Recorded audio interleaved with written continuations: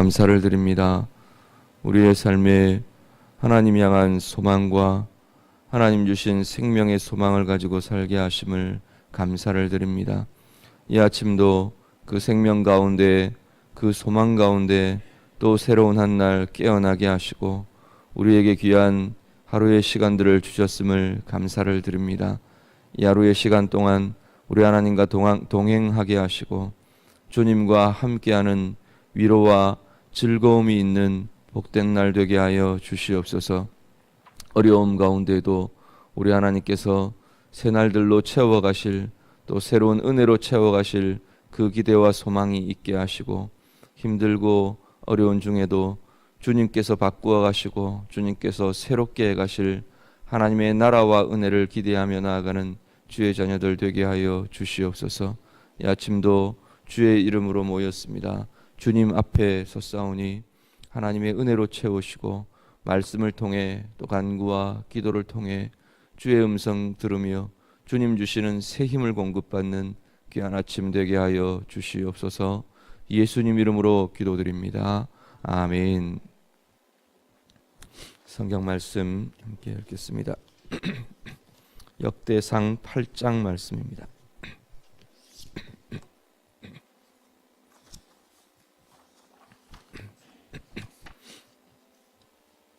구약성경 역대상 8장입니다.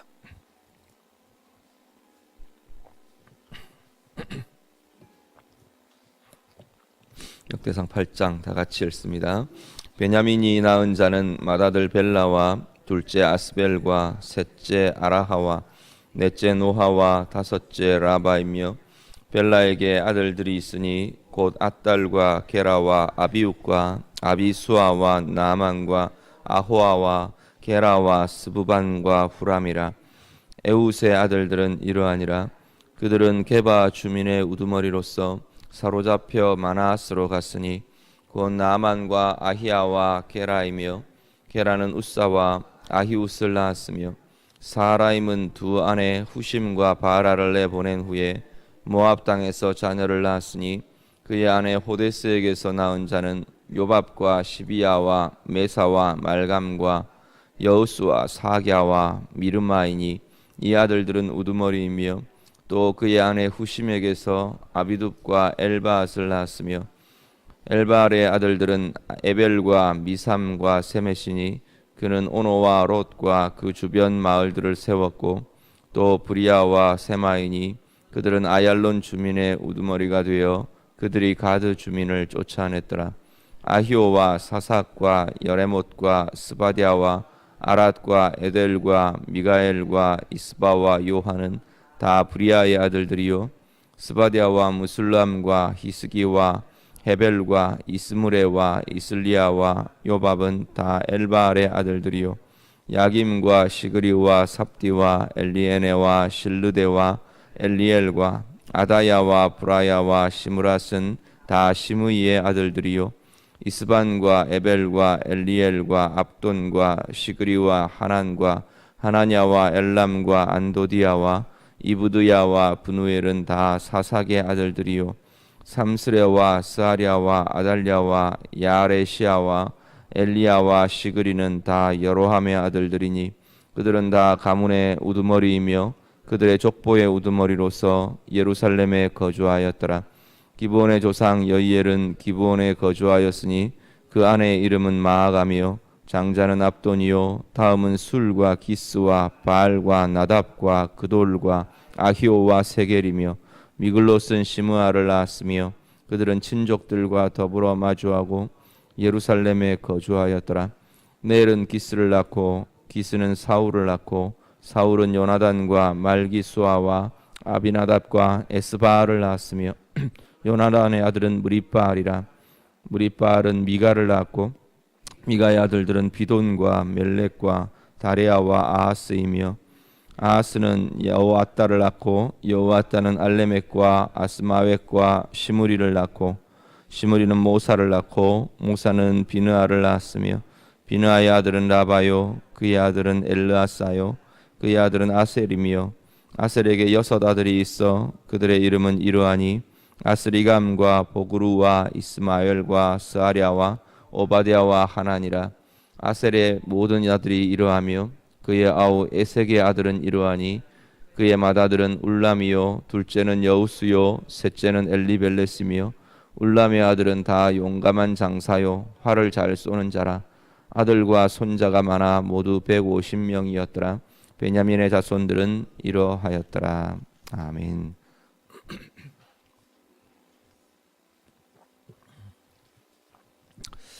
예, 각 지파별 계보가 계속해서 쭉 진행이 됩니다. 오늘 8장에는 베냐민 지파의 자손들, 베냐민 지파의 계보들이 8장에서 소개가 됩니다.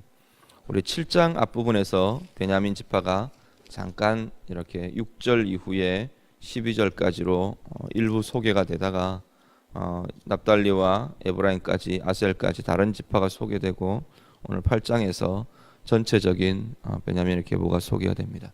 근데 역대상에서 소개되는 계보가 이렇게 쭉 처음부터 끝까지 쭉 연결되는 계보로 그렇게 나타나고 있지는 않습니다. 아마도 이 역대상이 기록될 당시가 포로기 이후에 돌아온 이스라엘 백성들이라고 말씀을 드렸는데 이게 전체적인 계보의 흐름들을 다 가지고 있지는 않는 것 같아 보입니다. 그래서 쭉 이어지는 계보라기보다는 어느 한 집안이 소개가 되고 또 이어서 또 그 집안이 소개되고 또 다른 집안이 소개되고 이런 식의 그 지파 안에 중요한 계보들, 중요한 집안들 이런 형태로 소개되는 그런 형태로 이 계보가 나타나고 있는 것을 보게 됩니다.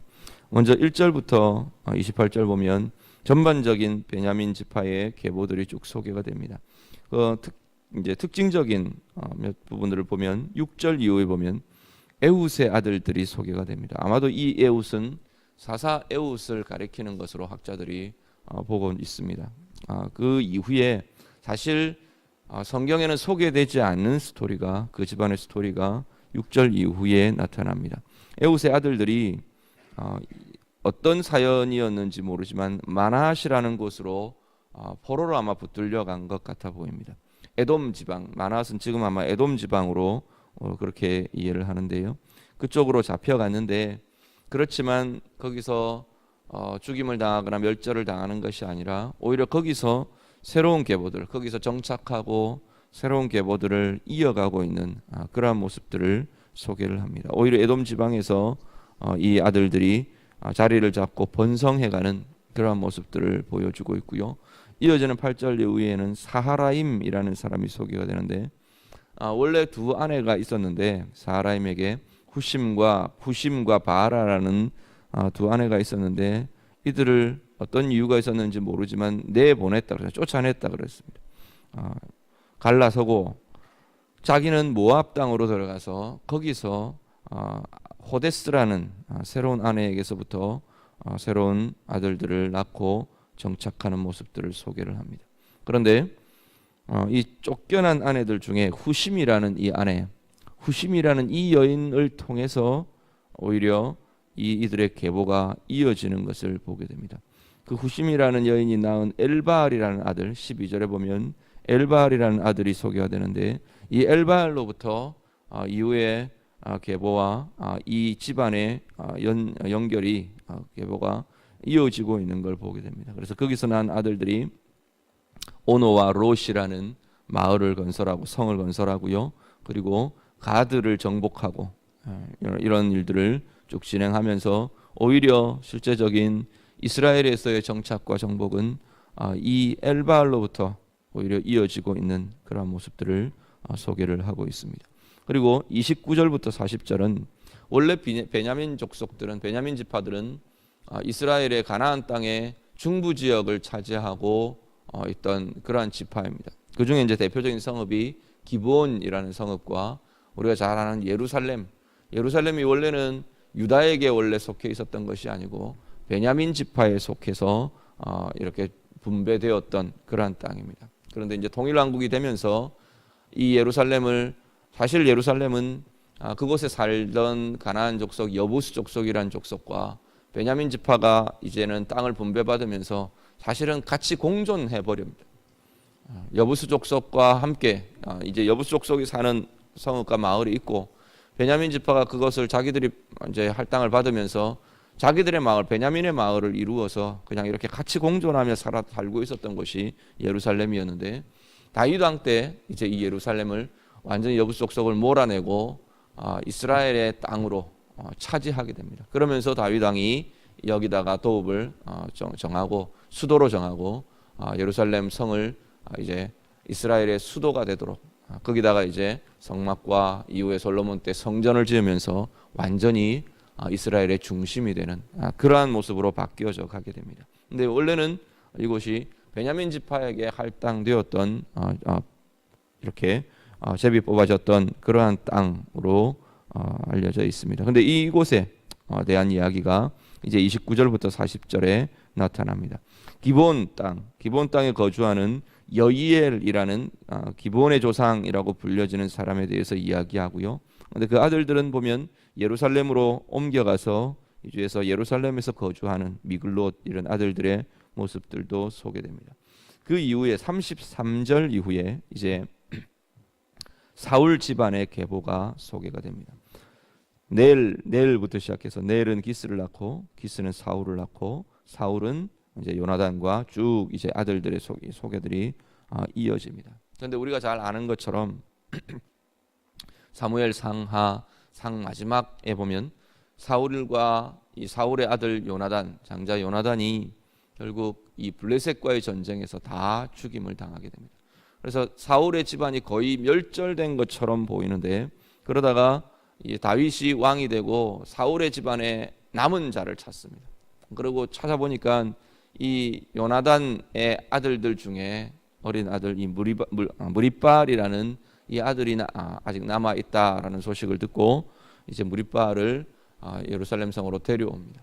그래서 다윗이 자기가 죽을 때까지 평생 이 자기 앞에서 왕과 함께 먹고 마시는 자로, 존귀한 자로 세워 주어서 왕의 아들들 같이, 왕자들 같이 대접을 하고 그렇게 후손들을 이어가게 합니다. 그 무리빠를 통해서 오늘도 보면 34절 35절에 보면 무리빠를 통해서 이 계보가 쭉 이어지는 것을 소개합니다. 근데 그 어디까지 이어지느냐면 포로기 이후까지 이 계보가 이어지게 됩니다. 베냐민 족속들, 이제 사실은 앞에도 잠깐 말씀드렸는데 포로 이후에, 바벨론 포로 이후에 사실 지파가 유명무실해집니다. 다 흩어져 버렸고 다 혼혈되어 버리고 다 섞여 버리는데 유일하게 남는 지파들이 결국은 유다와 베냐민입니다. 그리고 레위는 제사장 지파로 이렇게 레위 지파가 이어지게 되고, 유다 지파의 명맥이 지파로서의 명맥은 유다 지파가 이제는 쭉 그 계보가 이어지게 되고요. 그리고 베냐민 지파가 그 12지파 중에서는 그나마 이제는 지파라는 이름들로 이어질 만한 이름은 사실은 이 세 지파만 이어지게 되는 것이 현실입니다. 그 중에 이제 이 베냐민 지파가 무리빨이라는 이 아들을 통해서 이제 계보를 이어가게 되고, 포로기 이후에 중요한 공동체를 형성하는 중요한 한 축이 되는 그러한 것이 이 무리빨의 집안과 이 베냐민 지파가 되더라라는 겁니다. 오늘 본문 우리가 보시면서 한 가지는 아까 앞에 말씀드린 에웃의 아들들, 이 마나앗이라는 곳으로 에돔 지방으로 붙들려 갈 때는 아마도 이건 비참한 어떤 면에서는 비극적이고 어려운 환란의 시기라 모습으로 보게 되었을 겁니다. 후심이라는 여인 쫓겨나고 분리될 때는, 가족에서 분리될 때는 아마도 힘들고 어려운 환란의 지경이었을 겁니다. 그런데 그 환란이 하나님께서는 이들을 통해서 새로운 민족이 형성되고 또 새로운 어떤 성읍이 건설되게 하고 또 새로운 역사들이, 그 집안의 역사들이 진행되게 하시는 그 기록들을 우리가 보면서 환란을 새로운 은혜로 바꾸시는 하나님의 역사가 우리의 인생 가운데 분명히 이루어지고 나타나는 것을 보게 됩니다. 오늘 우리 가운데에도 어려움과 아픔의 시간들, 어려움의 시간들은 하나님께서 분명하게 새로운 일들, 새로운 역사들을 이루어 가시는 시간들이라는 것을 우리가 꼭 기억하실 수 있기를 바랍니다. 위기라는 한자를 우리는 보통 그렇게 풀이를 많이 합니다. 위기는 위급하다라는 의미와 위험하다라는 의미와 기회라는 의미가 함께 들어있는 단어라고 보통 이야기합니다. 하나님께서는 분명히 이 위기의 시간들, 어려움의 시간들을 새로운 기회로 우리 가운데 새로운 은혜로 채워가고 계시는 것을 우리의 인생들을 살아가면서 참 많이 경험하게 됩니다. 오늘 우리의 삶 가운데에서도 우리의 어려움과 어떤 면에서는 위기들을 하나님께서 어떻게 다루시고 어떻게 새로운 기회로 사용해 가시는가 마음껏 보실 수 있고 누리실 수 있는 은혜가 우리 가운데 있으시기를 간절히 바랍니다. 그리고 사울 집안에 대한 기록들을 우리가 이렇게 보면요, 하나님의 신실하심을 우리가 참 많이 보게 됩니다. 사무엘상, 사무엘하에도 보면 다윗을 통해서 하나님께서는 이 신실하심을 계속 표현합니다. 변함없는 은혜, 변함없는 사랑, 변함없는 신실하심, 그것이 다윗을 통해서 계속 표현됩니다. 내가 요나단의 아들들을 향해 이렇게 그 사랑을 내가 갚을 것이다, 다윗이 그렇게 이야기를 하고요. 계속해서 다윗이 그 신실함으로 그들에게 대해줍니다. 그런데 이 계보들을 쭉 보면 그게 다윗이라는 한 개인, 한 사람의 신실함이 아니라 그 사람을 통해서 하나님께서 당신의 신실하심을 이 사울의 집안 가운데 나타내어 주고 계시는 것을 보게 됩니다. 왕으로 선택한 집안, 하나님이 택하시고 쓰셨던 그 사람과 그 집안에 대해서 하나님께서 지켜가시고 보호해 가시고 이끌어가고 계시는 하나님의 신실하심을 우리가 보게 됩니다. 오늘 우리의 삶을 향해 하나님께서는 동일하게 그렇게 역사하시고 함께 하신다는 사실을 기억하실 수 있기를 바랍니다. 우리를 하나님의 자녀 삼으시고 하나님의 사람으로 부르시고 하나님 앞에서 서는 예수의 이름으로 불려지는 사람들로 부르신 그 부르심에 하나님께서는 신실하게 우리를 이끄시고 인도해 가실 줄 믿습니다. 오늘 하루 온종일 그 하나님의 신실하심과 은혜와 동행의 역사들 마음껏 누리시면서 하나님과 함께해가는 복된 시간들, 복된 날 될 수 있기를 우리 주님 이름으로 축복합니다. 같이 기도하겠습니다. 오늘 말씀 기억하시면서 우리 함께 기도하겠습니다. 혹시 우리 가운데 하나님 앞에서 우리가 다루어지고 하나님의 인도하심이 필요한 위기의 모습들이 있습니까? 위기나 어려움과 환난이라고 말할 수 있는 어려움들이 있는지 우리가 돌아보면서 하나님 앞에서 오늘 그것을 새로운 은혜로 바꾸어 가시는 그 하나님을 향해 우리가 기도하며 구하실 수 있기를 바랍니다. 하나님께서 어떻게 다루시는지, 어떻게 새롭게 가시는지 하나님의 은혜와 하나님의 일하심을 기대하며 구하며 기도하실 수 있기를 바라고요. 오늘 나를 향한 하나님의 신실하심, 우리가 다시 한 번 더 우리 가정을 향한 하나님의 신실하심, 우리 가족들을 향한 또 우리 교회를 향한 하나님의 신실하심을 두고 우리가 같이 좀 기도하실 수 있기를 바랍니다. 고비도 있고 어려움도 있지만 하나님께서 이끌어 가시고 하나님께서 인도해 가시기에 하나님의 신실하심에 우리가 기대하며 의뢰하며 우리의 마음들 든든하게 세워갈 수 있는 은혜가 있도록 우리 같이 기도하실 수 있기를 바랍니다. 위에서 같이 기도하시고 또 어려움과 힘든 과정 중에 있는 우리 성도들, 가족들 위해서 같이 기도해 주시고요. 우리 교회를 위해서, 교회의 여러 사역들을 위해서 같이 기도해 주시기 바랍니다. 다 같이 기도하겠습니다. 기도드립니다.